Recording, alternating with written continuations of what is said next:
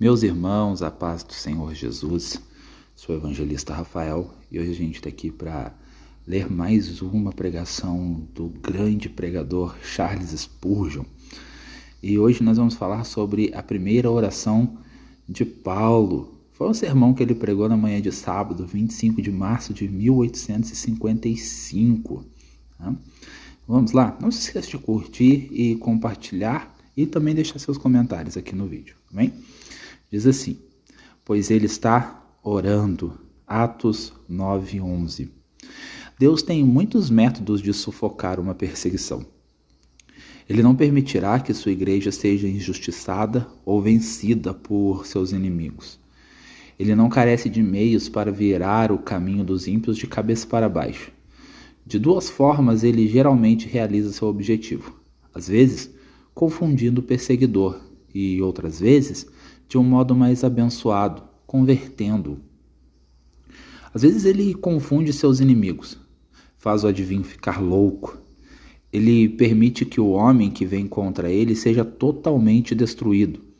Permite que ele leve adiante sua própria destruição, e então, por fim, virá pelo avesso o deboche triunfante do homem que gostaria de ter escarnecido da igreja de Deus. Mas, outras vezes, como neste caso, ele converte o perseguidor. Assim, ele transforma o inimigo em amigo. Ele transforma em um soldado do evangelho o homem que guerreava contra ele. Das trevas, ele produz luz. Do comedor sai comida. Sim, de corações de pedra ele suscita filhos a Abraão. Isso foi o que aconteceu com Saulo. É difícil imaginar um fanático mais furioso. Ele tinha sido salpicado com o sangue de Estevão quando o apedrejaram até a morte. Ele foi tão abusado em sua crueldade que os homens deixaram suas roupas ao cuidado de um jovem chamado Saulo. Vivendo em Jerusalém, na escola de Gamaliel, ele constantemente entrava em contato com os discípulos do homem de Nazaré. Ele ria deles, debochava deles quando passavam pela rua. Ele buscou sanções contra eles e os levou à morte. E agora, como ponto alto, este lobisomem, tendo provado sangue, torna-se excessivamente louco.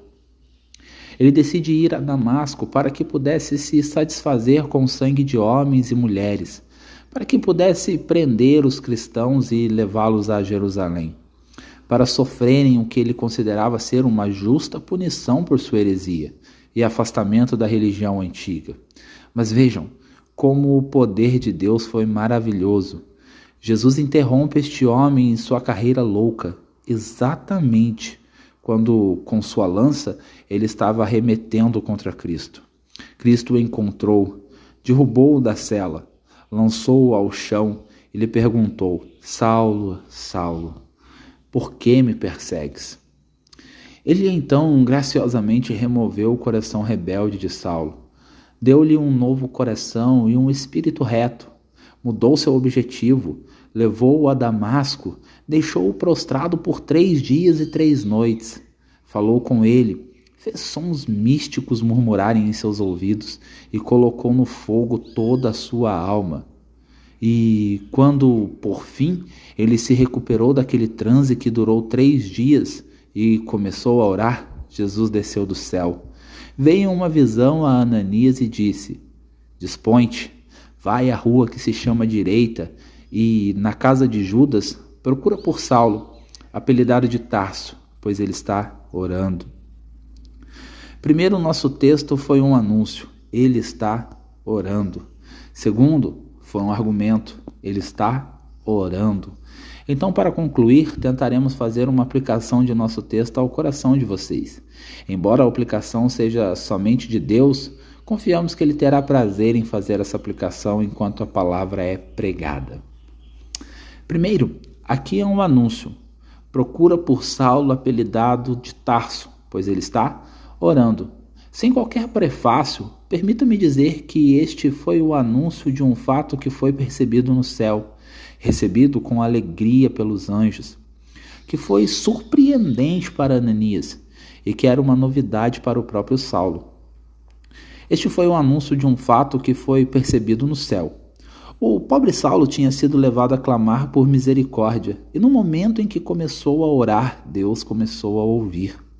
Vocês não percebem, ao lerem este capítulo, a atenção que Deus deu a Saulo? Ele sabia a rua onde ele estava. Vai à rua que se chama direita. Ele sabia a casa onde ele estava, na casa de Judas. Ele sabia o seu nome, era Saulo. Ele sabia de onde ele era, apelidado de Tarso. Ele sabia que ele estava orando. Ele está orando. É um fato glorioso que as orações são percebidas no céu. O pobre pecador contrito sobe ao seu quarto, dobra os joelhos, mas só consegue pronunciar seu lamento na linguagem de gemidos e lágrimas.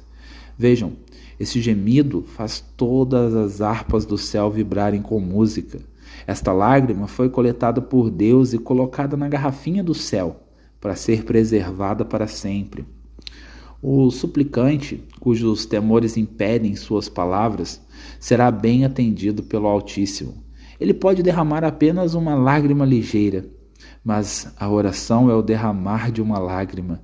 As lágrimas são os diamantes do céu. Os suspiros são uma parte da música do trono de Jeová, pois, embora as lágrimas sejam a forma mais simples de discurso que os lábios infantis podem tentar, elas também são as mais sublimes melodias que alcançam a majestade nas alturas. Permitam-me dilatar este pensamento por um momento. As orações são observadas no céu. Eu sei o que acontece com muitos de vocês. Vocês pensam, se eu me voltar para Deus, se eu o buscar, certamente sou um ser tão insignificante, tão culpado e vil que é inimaginável que ele tome conhecimento de mim. Meus amigos, não tem guarida essa ideia pagã. Nosso Deus não é um Deus que se assenta em um sonho perpétuo, nem se cobre com trevas tão densas que não consiga enxergar. Ele não é como Baal, ele que não ouve. De fato, ele pode não estimar batalhas. Ele não se importa com a pompa e o esplendor dos reis. Ele não atenta para a elegância da música marcial. Ele não considera o triunfo e o orgulho do homem. Mas onde houver um coração cheio de dor, onde houver olhos cobertos de lágrimas, onde houver lábios tremendo de agonia, onde houver um gemido profundo ou um suspiro penitencial, os ouvidos de Jeová estão totalmente abertos. Ele registra tudo isso em sua memória. Ele coloca as nossas orações como pétalas de rosa entre as páginas de seu livro de memórias. E quando o livro finalmente é aberto, há uma preciosa fragrância que flui dele. Pobre pecador, do caráter mais negro e vil, suas orações são ouvidas e neste momento Deus disse sobre você, veja, ele está orando. Onde aconteceu isso? Em um celeiro? Em um quartinho? Foi ao lado de sua cama nesta manhã ou neste salão? Você está agora levando os seus olhos ao céu? Fale, pobre coração, os seus lábios neste momento balbuciando, Deus, sê propício a mim, pecador. Eu lhe digo, pecador, há uma coisa que anda mais rápido que o telégrafo. Você sabe que agora podemos enviar uma mensagem e receber uma resposta em poucos momentos, mas leio sobre algo na Bíblia que é mais rápido que a energia elétrica. E será que antes que o clamem eu responderei? Eu os ouvirei. Então, pobre pecador, você é observado. Sim, você é ouvido por aquele que se assenta no trono. Novamente, este foi o anúncio de um fato alegre para o céu. Nosso texto é prefaciado com pois, porque sem dúvida nosso Salvador considerou essa oração com alegria. Somente uma vez lemos sobre um sorriso estampado no rosto de Jesus, quando, elevando os olhos ao céu, ele exclamou, graças te dou, ó Pai, Senhor dos céus e da terra, porque ocultaste estas coisas aos sábios e instruídos e as revelaste aos pequeninos. Sim, ó Pai, porque assim foi do teu agrado. O pastor de nossa alma se alegra ao ver suas ovelhas seguramente abrigadas. Ele triunfa em espírito quando traz para casa uma ovelha que havia se desviado. Imagino quando disse essas palavras a Ananias, um dos sorrisos do paraíso deve ter brilhado em seus olhos. Pois, veja, eu conquistei o coração de meu inimigo. Eu salvei meu perseguidor. Neste exato momento ele está dobrando os joelhos no escabelo de meus pés e está orando. O próprio Jesus conduziu a canção, alegrando-se sobre o novo convertido cantando. Jesus Cristo ficou feliz e se alegrou com mais esta ovelha perdida do que com 99 que não se desviaram. E os anjos também se alegraram, porque quando um dos eleitos de Deus nasce, os anjos ficam ao redor de seu berço. Ele cresce e corre para o pecado, e os anjos o seguem, seguindo-o por todo o seu caminho. Eles observam com tristeza seus muitos desvios. A Bela Perry derrama uma lágrima sempre que o amado peca. Presentemente, o homem é colocado sob o som do evangelho. O anjo diz, veja, ele começou a ouvir. Ele espera um pouco, a palavra é depositada em seu coração, uma lágrima corre pelo seu rosto e por fim ele clama do mais íntimo de sua alma, Deus, tem misericórdia de mim. Veja, o anjo está aplaudindo com suas asas. Ele voa para o céu e diz, anjos, ouçam-me, vejam, ele está orando. Então eles tocam os sinos do céu e se regozijam em glória. Novamente eles gritam com voz alegre, há júbilo no céu por um pecador que se arrepende. Eles nos vigiam até orarmos, e quando oramos eles dizem, vejam, ele está orando. Além disso, queridos amigos, pode haver outros espíritos nos céus que se alegram além dos anjos. Refiro-me àquelas pessoas que eram nossos amigos e partiram antes de nós. Não tenho muitas relações no céu, mas tenho uma a quem amo verdadeiramente, que, sem dúvida, frequentemente orou por mim, pois ela cuidou de mim quando eu era criança e me educou durante parte de minha infância, e agora está diante do trono da glória. Foi levada repentinamente. Imagino que ela observava seu querido neto, e quando via nos caminhos de pecado, de vício e de tolice, não podia olhar com tristeza, pois não há lágrima nos olhos dos glorificados. Ela não podia olhar com pesar, pois não há esse sentimento diante do trono de Deus.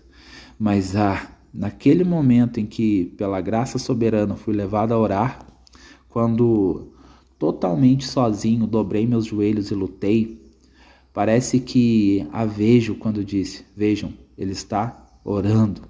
Vejam, ele está orando. Posso descrever seu semblante. Ela parecia por um momento ter dois céus, uma bênção dupla, um céu em mim e um céu nela, quando pôde dizer, vejam, ele está orando. Rapaz, lá está sua mãe andando em ruas de ouro.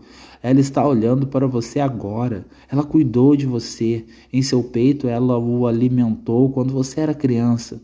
E ela o consagrou a Jesus Cristo. Do céu ela tem te observado. Você com intensa ansiedade, que é compatível com a alegria. Hoje ela está olhando para você. O que você diz, rapaz? Cristo em seu coração lhe diz, vinde a mim. Você derrama uma lágrima de arrependimento? Parece que vejo sua mãe quando clama, vejam, ele está orando. Mais uma vez, ela se ajoelha diante do trono de Deus e diz, eu te agradeço, gracioso, porque aquele que foi meu filho na terra, agora se tornou teu filho na luz. Mas se há alguém no céu que tem mais alegria que qualquer outro pela conversão de um pecador, é um ministro de Deus. Meus ouvintes, vocês subestimam o quanto os verdadeiros ministros de Deus amam suas almas. Talvez vocês pensem que seja fácil ficar de pé aqui e pregar para vocês.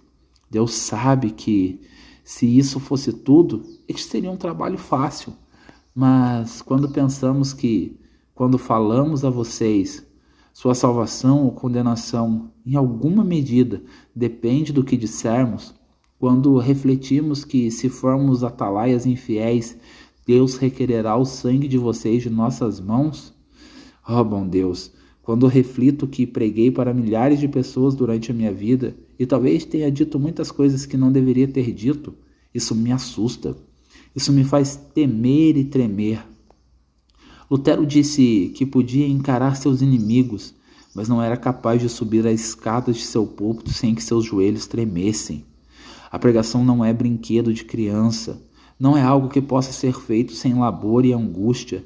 É um trabalho solene, é um trabalho tremendo, se vocês ouvirem em sua relação com a eternidade.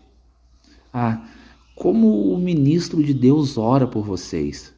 Se vocês pudessem ficar ouvindo sob o beiral da janela do seu quarto, ouviriam-no gemendo por todas as noites de domingo por seus sermões, porque ele não falou com mais eficácia.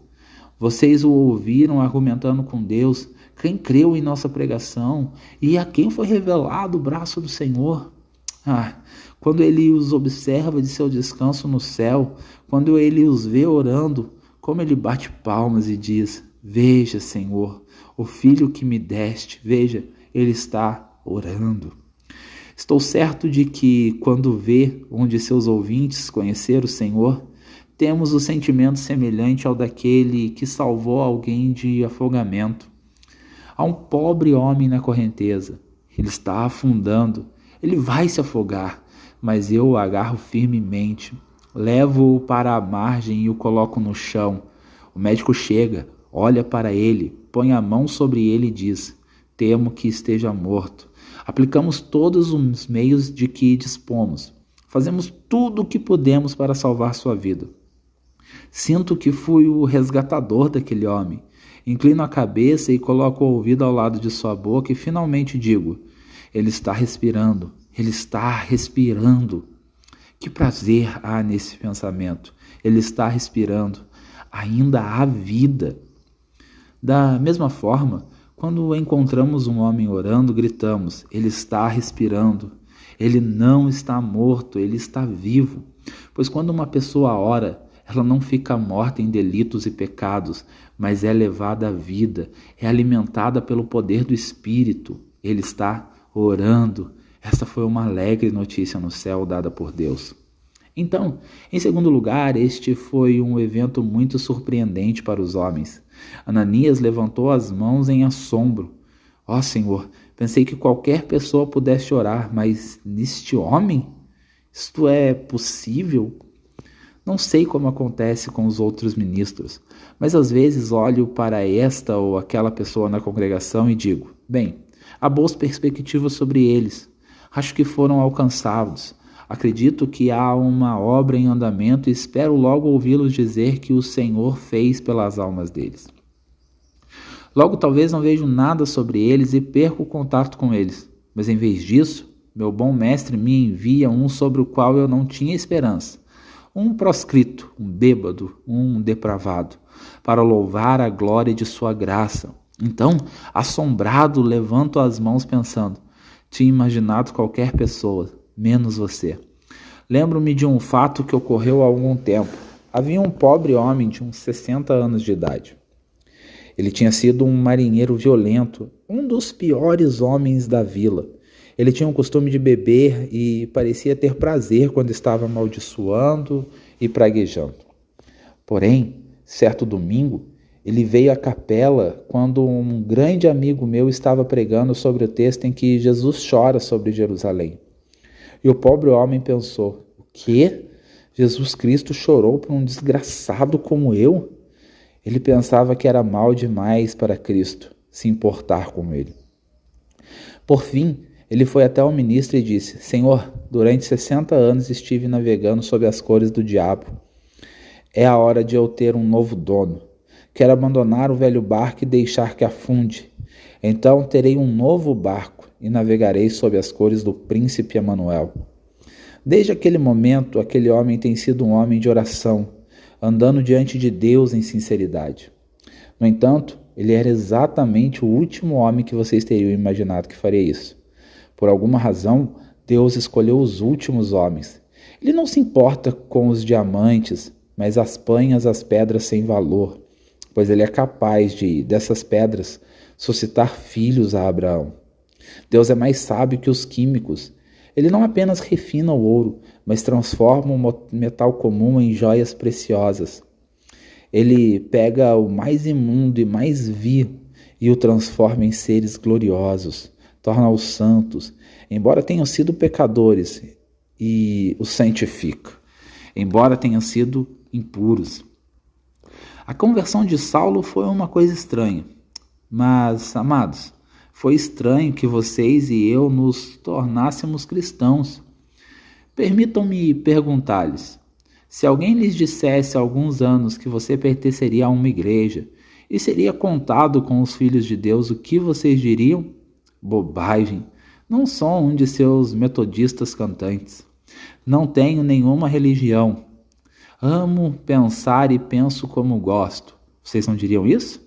E como chegamos aqui? Quando olhamos a mudança que sofremos, parece um sonho. Deus deixou muitos em nossas famílias que eram melhores do que nós. E por que nos escolheu? Isso não é estranho?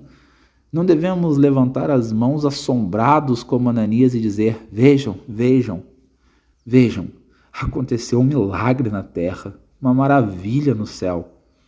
A última coisa que tenho a dizer aqui é esta: este fato foi uma novidade para o próprio Saulo, pois ele está orando. O que havia de novidade nisso? Saulo ia ao templo 2 vezes por dia na hora da oração.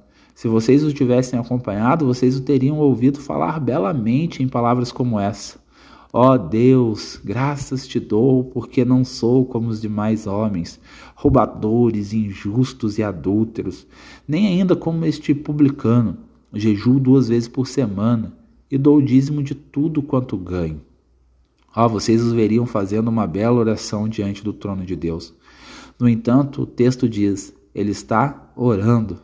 O quê? Ele nunca tinha orado antes? Não, nunca. Tudo que ele tinha feito antes não valia nada, não era oração. Ouvi falar de um senhor idoso que em sua infância aprendeu a orar. Peço que Deus abençoe meu pai e minha mãe. Ele continuou a orar assim por 70 anos. E quando seus pais já tinham morrido, depois disso, aprove a Deus em sua infinita misericórdia tocar seu coração. Ele foi elevado a ver que, apesar de sua fidelidade à forma, ele não estava orando realmente. Ele frequentemente dizia suas orações, mas nunca orava. Assim aconteceu com Saulo. Ele tinha pronunciado suas grandiosas orações, mas não valeram nada. Ele tinha feito suas longas orações por vaidade. Todas tinham sido inúteis.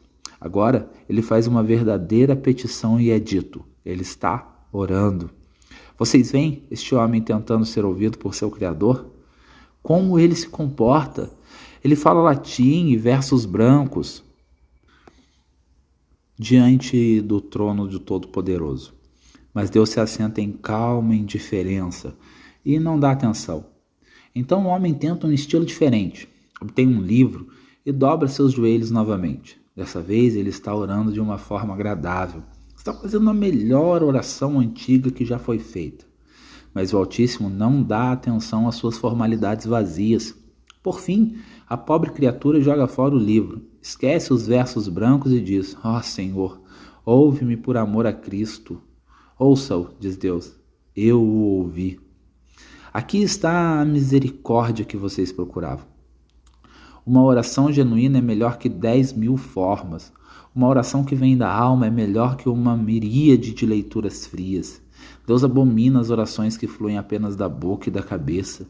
Ele ama aquelas que vêm do fundo do coração. Talvez eu seja ousado se disser que há centenas de pessoas aqui, nesta manhã, que nunca oraram. Nenhuma vez. Há alguns de vocês que nunca fizeram isso. Há um rapaz que disse aos seus pais quando saiu de casa que sempre repetiria sua forma de oração pela manhã e à noite.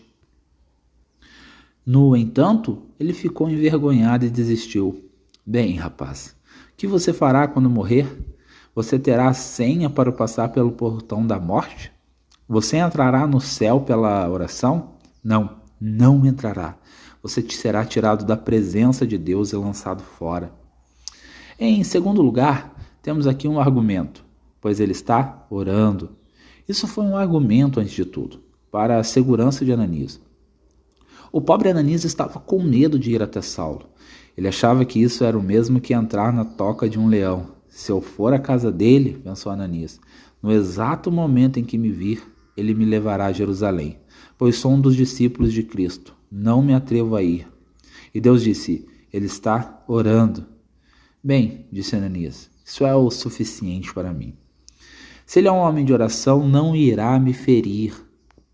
Se ele é um homem de verdadeira devoção, estou seguro. Tenham certeza de que sempre podem confiar em um homem de oração. Não sei por que isso acontece, mas até mesmo homens ímpios sempre respeitam um cristão sincero. Um patrão gosta de ter um funcionário que seja um homem de oração. Mesmo que ele mesmo não tenha religião, ele gosta de ter um funcionário piedoso e confia nele mais do que em qualquer outro. De fato, há muitos supostos homens e mulheres de oração que não têm sequer um grão de oração. Mas sempre que vocês encontrarem um verdadeiro homem de oração, confiem nele, pois se ele realmente ora, vocês não precisam ter medo dele. Aquele que tem comunhão com Deus em segredo é digno de confiança em público. Sempre me sinto seguro na presença de um homem que visita o trono da misericórdia. Ouvi a história de 2 homens que viajavam juntos, em algum lugar da Suíça. Eles estavam no meio da floresta, e vocês conhecem as histórias que as pessoas contam sobre as hospedarias dali. Como é perigoso hospedar-se nelas. Um deles, pagão, disse ao outro que era cristão, não gosto de parar aqui, é realmente muito perigoso. Bem, disse o outro, vamos tentar. Então eles entraram em uma casa, mas ela parecia tão suspeita que nenhum dos dois gostou dela. Preferiram estar em casa, na Inglaterra. Então o dono da hospedaria disse, senhores, sempre leio e oro com a minha família antes de dormir. Vocês permitam que eu faça isso essa noite? Sim, disseram eles, com o maior prazer. Quando subiram as escadas, o pagão disse, não estou com o menor medo agora. Por quê? Perguntou o cristão. Porque o nosso hospedeiro orou. Oh, disse o outro. Então parece, afinal, que você tem uma opinião sobre religião. Porque um homem ora, você pode dormir na casa dele. E o sono deles foi maravilhoso. Tiveram doces sonhos, porque sentiram que em uma casa coberta pela oração e cercada pela piedade, não pode ver um homem que lhes cause dano. Isso então foi um argumento para Ananias. Ele podia ir com segurança para a casa de Saulo. Mas, mais do que isso, este foi um argumento em favor da sinceridade de Paulo. A oração secreta é um dos melhores testes para a comunhão sincera. Se Jesus tivesse dito a Ananias, ele está pregando, Ananias teria dito, ele pode fazer isso e ser um impostor. Se Jesus tivesse dito, ele está indo para um culto na igreja, Ananias teria dito, ele pode entrar na igreja como um lobo vestido com pele de ovelha. Mas quando Jesus disse, ele está orando, esse argumento foi o suficiente. Um jovem chega e me fala sobre o que sentiu e o que fez. Por fim, eu digo, ajoelhe-se e ore. Prefiro não fazer isso. Não importa, você deve fazer isso. Ele dobra os joelhos e raramente tem uma palavra a dizer. Ele começa gemendo e chorando e permanece de joelhos até que por fim balbucia. Senhor, tem misericórdia de mim, pecador. Sou o maior dos pecadores. Tem misericórdia de mim. Então eu fico um pouco mais satisfeito e digo, não me importei com o que você falou, apenas quis que você orasse. Mas se pudesse segui-lo até sua casa, se pudesse vê-lo ir embora sozinho, então me sentiria seguro, pois aquele que ora em segredo é um verdadeiro cristão. A simples leitura de um livro de devoções diária não prova que você é um filho de Deus. Se você orar em particular, então você tem uma comunhão sincera. Uma pequena comunhão, se for sincera, é melhor que uma montanha de vaidade. A piedade doméstica é a melhor piedade. A oração o fará parar de pecar, ou o pecado o fará parar de orar. Orar de coração prova a realidade da conversão. Uma pessoa pode ser sincera, mas pode estar sinceramente errada. Paulo estava sinceramente certo, ele está orando. Foi o melhor argumento de que sua religião era certa. Se alguém me perguntasse qual é o epítome da religião cristã, eu diria uma palavra: oração. Se alguém me perguntasse o que eu aproveito de toda a experiência cristã, eu responderia: oração. Uma pessoa deve estar convertida de pecado antes de poder orar. Ela deve ter tido alguma esperança de que existe misericórdia para ela antes que pudesse orar. De fato, todas as virtudes cristãs estão guardadas nesta palavra: oração. Se você me disser que é uma pessoa de oração, não responderei imediatamente. Não tenho dúvida da realidade nem da sinceridade de sua comunhão. Apenas mais um pensamento e deixarei este assunto. Isso foi uma prova da eleição deste homem, pois logo depois lemos: vai, porque este é para mim um instrumento escolhido. Frequentemente vejo pessoas enfrentando problemas com a doutrina da eleição. Ocasionalmente recebo cartas de pessoas me repreendendo por pregar sobre a eleição. Toda a resposta que posso dar é: isso está na Bíblia. Pergunte ao meu mestre por que ele colocou isso lá. Não posso ajudá-lo nisso. Sou apenas um servo e digo a mensagem que vem de cima. Se eu fosse um lacaio, não alteraria a mensagem de meu mestre à porta. Acontece que sou um embaixador do céu e não me atrevo a alterar a mensagem que recebi. Se isso estiver errado, mande me repreender. Ela está lá e não posso alterá-la. Permitam-me dizer isso em explicação.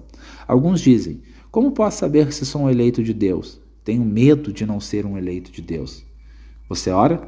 Se puder ser dito sobre você: veja, ele está orando, também pode ser dito: veja, ele é um vaso escolhido. Você tem fé? Se tiver, você é um eleito. Essas são as marcas da eleição. Se você não as tiver, não há fundamento para concluir que você pertence ao povo de propriedade exclusiva de Deus. Você tem o desejo de crer? Você tem o desejo de amar a Cristo? Você tem a milionésima parte de um desejo de vir a Cristo? E esse é um desejo prático? Ele o leva a oferecer alguma súplica sincera em lágrimas? Se a resposta for sim, nunca tenha medo de não ser um eleito. Pois todo aquele que ora foi designado por Deus antes da fundação do mundo para ser santo e irrepreensível diante de Cristo em amor. Agora a aplicação. Uma ou duas palavras a vocês, meus amigos, antes de os dispensar nessa manhã. Infelizmente não posso entrar mais fundo neste assunto. Contudo, nosso Mestre glorioso requer que cada um de nós, segundo o que temos, não segundo o que não temos. Estou plenamente consciente de que falho em realçar a verdade tão solenemente quanto deveria. Entretanto, o meu direito está perante o Senhor, a minha alma, a minha recompensa perante o meu Deus. E o último dia revelará que meu erro está no raciocínio, não na sincera afeição pelas almas. Primeiro, permitam-me que me dirija aos filhos de Deus. Vocês não percebem, meus queridos irmãos e irmãs, que a melhor marca de que somos filhos de Deus deve ser encontrada em nossa devoção? Ele está orando. Bem, então segue-se como sequência natural que quanto mais formos encontrados em oração, mais brilhantes serão nossas evidências de que somos filhos de Deus? Talvez vocês tenham perdido sua evidência. Vocês não sabem que são filhos de Deus ou não. Eu lhes direi onde vocês perderam sua confiança. Vocês a perderam em seu quarto. Sempre que um cristão se afasta, sua hesitação começa no quarto. Digo o que senti. Muitas vezes me afastei de Deus. Nunca caí totalmente, é verdade, mas várias vezes perdi aquele doce sabor de seu amor que certa vez desfrutei. Tive então que clamar. Aquelas horas de paz que certa vez desfrutei, como ainda é doce sua memória, mas elas deixaram um vazio doloroso que o mundo nunca preencherá. Fui à casa de Deus pregar sem fogo e sem energia. Li a palavra e não havia luz nela. Tentei ter comunhão com Deus, mas tudo falhou. Devo dizer onde isso começou? Começou no meu quarto. Eu tinha parado em certa medida de orar. Estou aqui e confesso minhas faltas. Reconheço que sempre que me afasto de Deus, é ali que tudo começa. Oh, cristãos, querem ser felizes? Orem muito. Querem ser vitoriosos? Orem muito. Reprimindo a oração, deixaremos de lutar. A oração torna brilhante a armadura do cristão. Sra. Barry costumava dizer: não alugaria meu quarto nem por 1000 mundos. Sr. Jay disse: se os 12 apóstolos estivessem vivendo perto de você e você tivesse acesso a eles, se essa comunhão o tirasse do quarto, eles causariam um grande prejuízo à sua alma. A oração é o barco que traz para casa a carga mais rica. Ela é o solo que produz a colheita mais abundante. Irmãos e irmãs, quando vocês se levantam pela manhã, seus compromissos afobam de tal maneira que, com 1 ou 2 palavras apressadas de oração, vocês vão embora. E à noite, exaustos, vocês dedicam a Deus a parte final do seu dia. A consequência é que vocês não têm comunhão com Ele. A razão pela qual não temos mais comunhão verdadeira agora é que não temos mais oração. Senhores, não concordo com as igrejas dos nossos dias que não oram. Vou de capela em capela nessa metrópole e vejo congregações muito bonitas. Mas vou às suas reuniões de oração durante a semana, à noite, e vejo 1 dúzia de pessoas. Deus pode nos abençoar?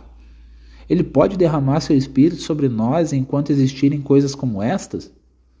Ele pode, mas isso não estaria em acordo com a ordem de sua dispensação, pois ele diz: Sião, antes que lhe viessem as dores, deu à luz a seus filhos. Vão para suas igrejas e capelas com este pensamento, que vocês precisam de mais oração. Muitos de vocês não têm compromisso, vocês deviam estar em seu local de adoração. Vão para casa e digam ao seu pastor: Pastor, devemos orar mais. Estimulem as pessoas a orarem mais. Participem de uma reunião de oração, mesmo que vocês estejam sozinhos.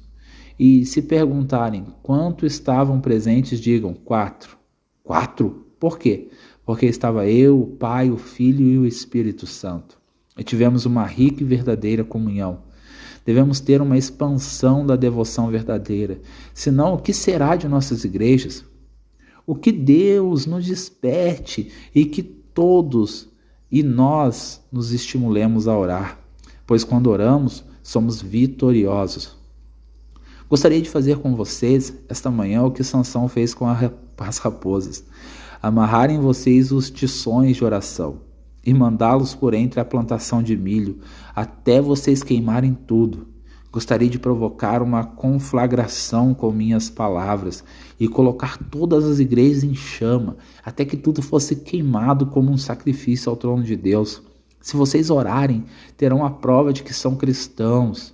Quanto menos orarem, menos razão terão para crer em seu cristianismo. E se negligenciarem totalmente a oração, então terão deixado de respirar. E podem recear se alguma vez realmente respiraram. E agora, minha última palavra aos incrédulos. Senhores, eu desejaria estar em qualquer lugar, menos aqui. Pois se é uma obra solene me dirigir aos piedosos, quanto mais solene é tratar com vocês. Receamos, por um lado, não falar com vocês de modo a fazê-los confiar em sua própria força. Por outro lado, trememos para que vocês não sejam embalados no sono da indolência e da segurança.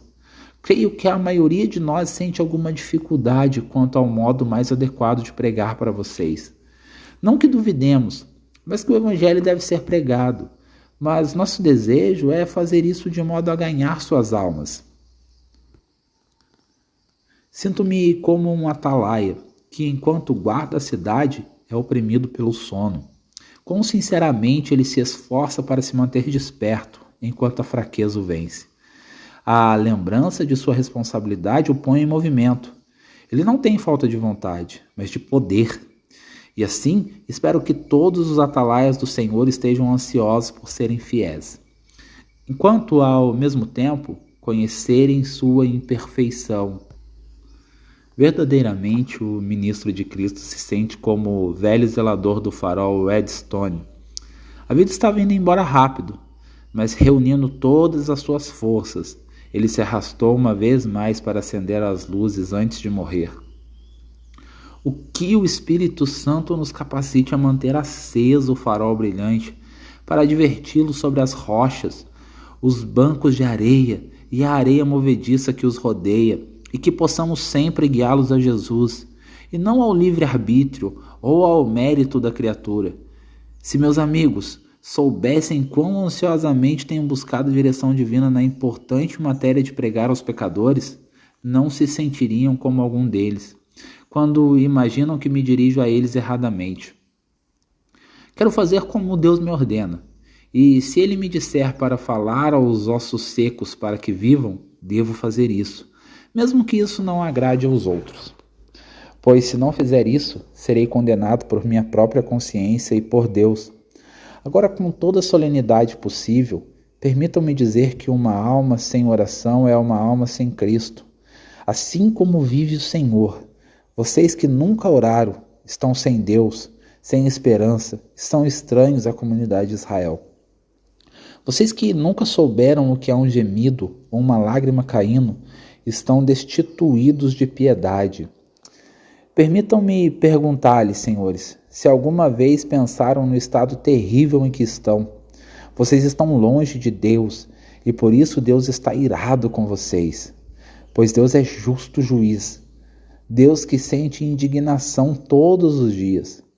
Ó pecadores, levantem seus olhos e contemplem o rosto franzido de Deus, pois Ele está irado com vocês, e eu lhes suplico, por amor a vocês, que apenas por um momento contemplem o que lhes acontecerá, se vivendo como estão, vocês morrerem sem oração.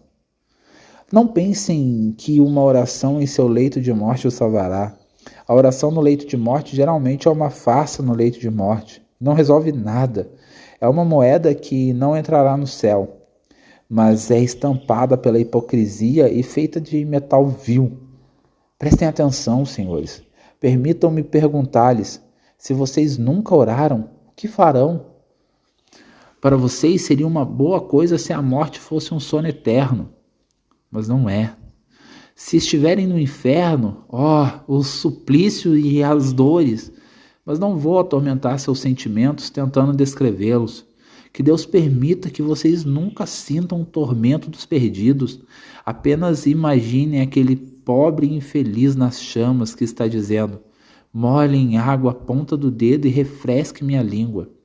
Vejam como sua língua se projeta por entre seus lábios empolados, como ela arranca a pele e queima os céus de sua boca, como, por assim dizer, uma língua de fogo.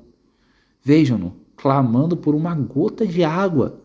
Não descreverei a cena. Para mim é suficiente encerrar dizendo que o inferno dos infernos será para vocês, pobres pecadores. Pensem que isso será para sempre. Vocês olharão para cima, para o trono de Deus, e lá estará escrito, para sempre. Quando os condenados soarem os ferros incandescentes de seus tormentos, eles lamentarão, para sempre. Quando gritarem, seu eco lamentará, para sempre. Para sempre está escrito em seus suplícios, para sempre em suas cadeias, para sempre queima no fogo, para sempre, sempre reina.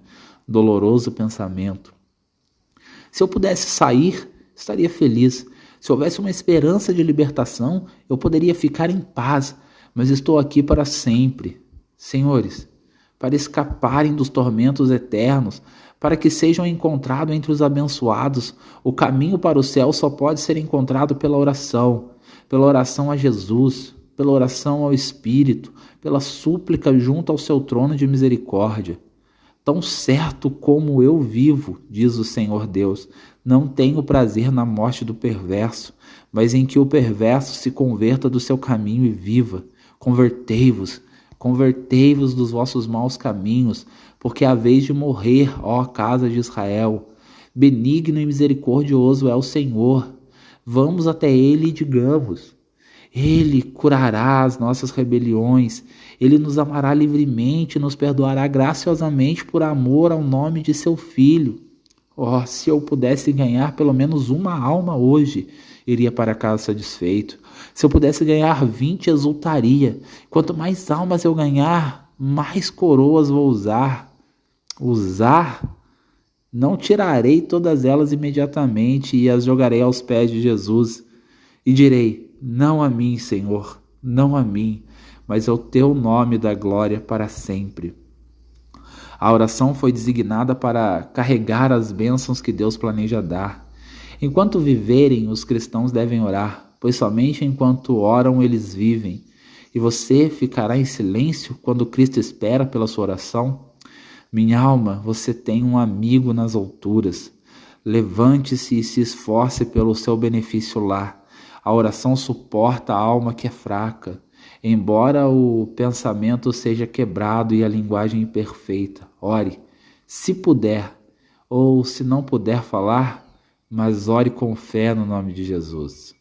Segundo a mitologia persa, isso aqui só para explicar, Spurgeon já terminou, Peri é uma criatura linda e sobrenatural, filha de anjos caídos, que é expulsa do paraíso até pagar sua penitência, tá certo?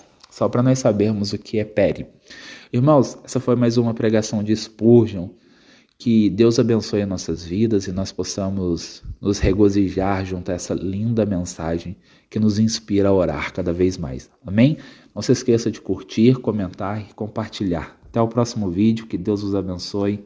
Até mais. Tchau.